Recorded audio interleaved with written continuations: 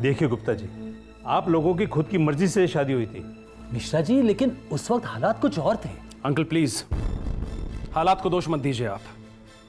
अब जब आपका बेटा वापस आ गया है तो आप रश्मि को ले जाना चाहते हैं। रश्मि कोई सामान नहीं है जिसे आपने अमानत समझकर हमारे पास छोड़ दिया था।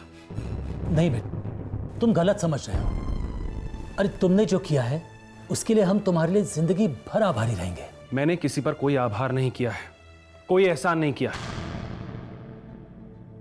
मैं रश्मि से प्यार करता हूं। रश्मि मेरी पत्नी है। तुम रश्मि के लिए मर चुके हो। मर चुका था, लेकिन उसके लिए नहीं, सारी दुनिया के लिए। लेकिन अब मैं भी वापस आ गया हूं और रश्मि भी मेरी जिंदगी में वापस आएगी। रश्मि के ख्वाब देखना बंद कर दो तुम। देखो अरुण, अब तक मैं चुप हूं क्योंकि 10 साल तक तुमने रश्मि का ख्याल रखा। वरना क्या कर लोगे तुम? हाँ, शांत हो जाओ तुम दोनों। आपस में झगड़ा करने से पहले रश्मि से भी तो पूछो कि आखिर उसकी मर्जी क्या है। रश्मि बेटा बोलो।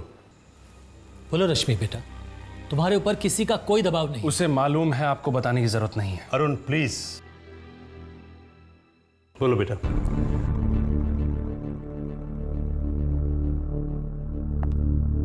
मर्जी उसकी पूछी जाती है बाबूजी,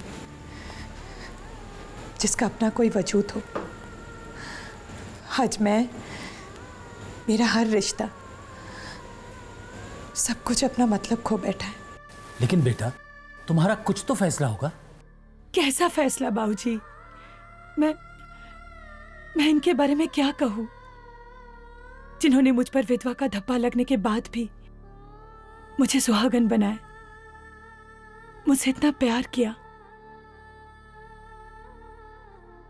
और मैं इनके बारे में भी क्या कहूं, जिन्होंने मेरे लिए और मेरी बच्ची के लिए 10 साल इंतजार किया। रश्मि, उसे अपनी बात पूरी करने दो। वो मेरी पत्नी है और मैं उसे अपने से अलग नहीं होने दूंगा। वो तुम्हारी पत्नी हो ही नहीं सकती, क्योंकि जब तक हमारा डिवोर्स नहीं होता तुम दोनों की शादी का कोई मतलब नहीं। लेकिन जब हमारी शादी हुई थी तब तुम मर चुके थे।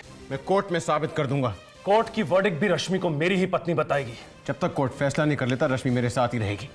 रश्मि को हाथ लगाने की कोशिश मत करना तुम। अरुण मेरा हाथ छोड़। दीपक निकल जाओ यहां से। दीपक, अरुण क्या कर रहे हो? अरुण जाने दो। ठीक है, रश्मि मेरे साथ ही रहेगी, ये मेरा वादा है तुमसे। और चाहे इसके लिए मुझे कुछ भी करना पड़े, याद रखना।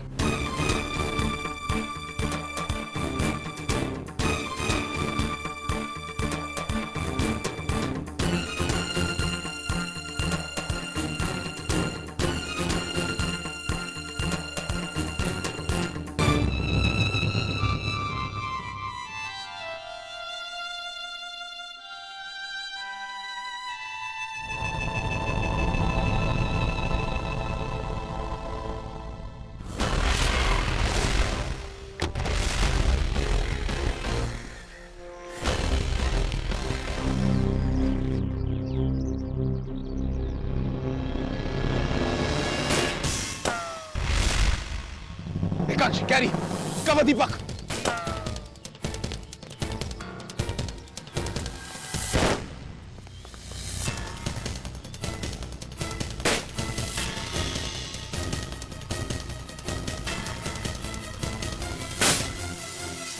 हिम्मत तो देखो इन लोगों की, हम पर गोली चलाते।